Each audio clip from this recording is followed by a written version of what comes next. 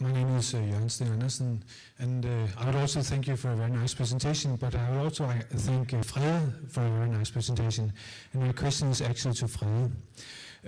I was very worried about the slide that you showed us about that GPs, that a gatekeeper system actually makes for a shorter 1-year survival. I found that very worrying and very different from what I have learned from Barbara Starfield's presentations. And I was wondering whether that 1-year survival is actually comparable across countries. Couldn't it be that people who live in countries without gatekeepers, they're not being diagnosed in the same way, so that we actually may be biased in that way? Mayuka perhaps will comment. Well, as I said, it is a simple ecological study with all the limitations that are in an ecological study, but it's quite large differences that we see in between the different countries, and we have no reason to believe that lead time or other sorts of bias can explain the differences. As I said in my presentation, my personal main explanation for Denmark being so bad and UK being so bad, because we are the two worst countries with respect to 1-year survival rate. And my personal I'm convinced that the waiting list system that was so heavily developed in UK and in Denmark is one of the explanations. I'm also convinced, and that aligns with what Martin just have said, that having traveled around in Europe, I think that that both UK and Denmark have developed a culture where primary and secondary care are very far away from each other, and where the concept of servicing primary care when they need service is very low. So that's why we decided to publish this study. And as I said, it is an ecological study, and ecological studies has limitations, but also Barbara Starfield's studies are all ecological studies in the same type of studies. We choose to publish it to raise the debate. Is it the political alibi for a waiting list system, which was disastrous in England and nearly disastrous in Denmark? Is that the explanation? Then we will see improvements in years to come. Or is it the culture? Because our two countries have had a culture where primary and secondary care don't want each other. Or is it the access in a gatekeeping system, as I said? And there is qualitative research in UK also stating that the perception of access in a gatekeeper system may be distorted. So it raises questions. But I would like to put one question. Martin, we agree chronic care should be better. Whether it's culture or payment, we ask each other. But Mayuka asked the question, another core function is to identify serious disease, take care of serious disease. Why is UK in the bottom with respect to cancer survival? Ooh. Are you opening your mouth, Helen? Are you going to answer that? Helen would like to answer it. I'll just we have 4 questions from the floor now, and when they are finished, we'll close the speaker list. I'm sorry. We will be able to discuss more the other days. I thought you were opening your mouth to answer it. What do you want to? All right, now go on then. I don't know the answer to the question, except that some of the cancer survival rates are improving very rapidly. In fact, one of the things that our governments are very clever, except when they're stupid. One of the things our government has done is to say that in certain cancers, our survival rates are terrible by European standards. And they've said, look, we're worse at breast cancer survival than France, and we're worse at this cancer survival than Germany. And our target is to get better than those countries. And 1 or 2 commentators have just looked at the figures and shown that we are on track to overtake those countries by the time of the next election, if we do nothing. So I think part of the answer is that we are improving, but in a sense I'm not surprised at that. If we said to our patients, I don't think this is inconsistent with Starfield, if we had a campaign in England that said, we're changing the system, if you think your symptom might be due to cancer, don't go and see your GP, go straight to an oncologist. Well, I think 1-year survival rates would go down, and they would be diagnosed earlier, but there would of course be all sorts of additional problems with that system. So it's a question of how we get the two systems working effectively and together. I think Fred is right. Hello, this is Andre Rochford from Ireland, and I'm also Secretary in EQUIP, and thank you very much for your very excellent speech. My question relates to the outcome measure that you quote as being the rate of emergency admissions, and whether this is an outcome measure or a partial outcome measure, because we don't know what happened to the patients after they were admitted or how they fared in comparison to those who were not admitted. However, if there's a almost 7% reduction in the incentivised group, are these referrals GP referrals to emergency admissions as emergency admissions, or are they patient-initiated admissions?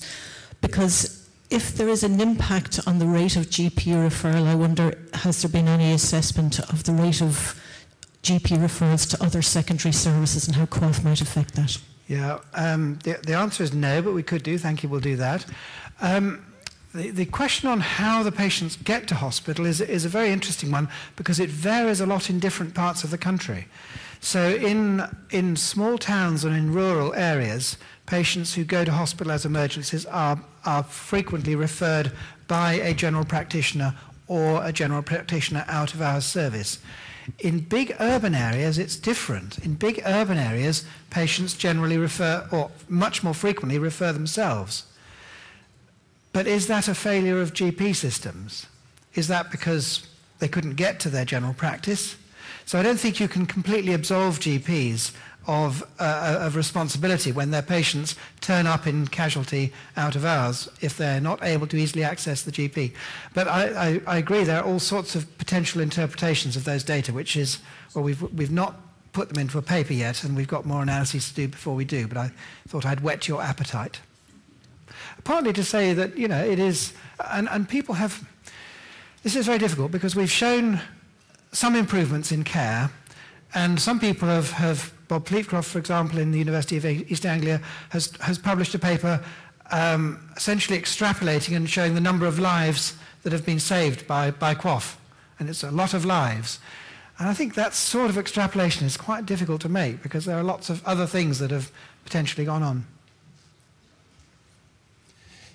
It's Henrik Schroll from Denmark. I have a question. It was a nice presentation. In the beginning, you make a huge list of indicators. Is it possible for a doctor to take all these indicators in use from the beginning? Or do the doctor take some indicators and make a better performance, and some other indicators would be worse? Yeah. Well, that's a long list of conditions, not the indicators. So there is, how many clinical? 84. So a large number of clinical indicators. So the answer is you don't hold all that in your head all the time. So for a lot of conditions, these are dealt with by essentially taking the indicator stuff into routine chronic disease management clinics. So, for example, diabetics will come every year for an annual check with the nurse, and all those indicators will be ticked off. So that's part of the answer. So one is you take it out of routine general practice. And I think we've all learned that the reactive way in which GPs work of just seeing people who come in every day is not the way to manage chronic disease. So that part of care has been taken out. And the second thing is our electronic records keep giving us flashes. So as soon as I bring up a patient in my record, when next patient comes in, I know which QOF indicators need to be filled in for that patient. So I can see for a patient with diabetes, say, that they haven't had their blood pressure checked and they need to be asked about smoking. And I can then decide whether I do that in that consultation. Sometimes it will fit, sometimes it will not. But I know in my practice that they will receive an invitation to see the nurse before the end of the year in order to have those things done. because we're well organised. Hi, Martin. I'm Cheryl Levitt, and I'm from Canada. And I have first a comment, and then I'd like to ask a question. As I was flying over last night, I was reading our Globe and Mail in Canada, and we have an election coming up. We have a minority government, we have a conservative government, and our government has cut corporate rates, corporate tax rates. And there was a study done in our big national newspaper looking at the effect of cutting the corporate tax rates, because the expectation was that if you cut corporate tax rates, the corporation would invest in the economy, and during a very bad economy, you'd get an increase in the amount of employment. And in fact, it was the opposite. The rates of payment to the people at the top went up massively, and the money was invested in the company rather than in new jobs. And so it didn't, there was a logical fallacy in the original expectation. And I think there's a bit of a logical fallacy in thinking that family physicians and general practitioners get paid for doing a job. You cut the money to them and they'll continue to do that job. I wonder whether there isn't some way of looking at it in terms of an accreditation program. If, for example, everyone continued to get paid that money, but they lost money if they didn't keep up their rates, it would be very, very different to cutting it for everyone and then expecting them to continue to do that work. And I know, for example, in Australia, where there is a very well-entrenched accreditation program that also goes through some challenges and examinations as to whether it's on the right track. I wonder, in that situation, people have to have achieved quality in order to get the incentives above that. And I think that there needs to be a rethinking of that somewhat. Yeah, well, I think in a sense, I wouldn't disagree with you at all. And in a sense, what you're articulating is that if we just make broad statements about pay for performance, we neglect some really important details of implementation. So, you know, the details of how contracts are negotiated in England will not be the same as in other places. Currently, we maintain about the same level within the QOF, but the indicators change. I think that, in principle, I think the idea of incentivizing people to do things rather than punishing them if they don't is probably a good one, though I have to say they sometimes become blurred if the doctor perceives that money is being taken away. They're very paranoid. Well, in England, doctors are very paranoid. I don't know about in Canada. But yes, I think those sorts of details are really important in how a scheme actually plays out.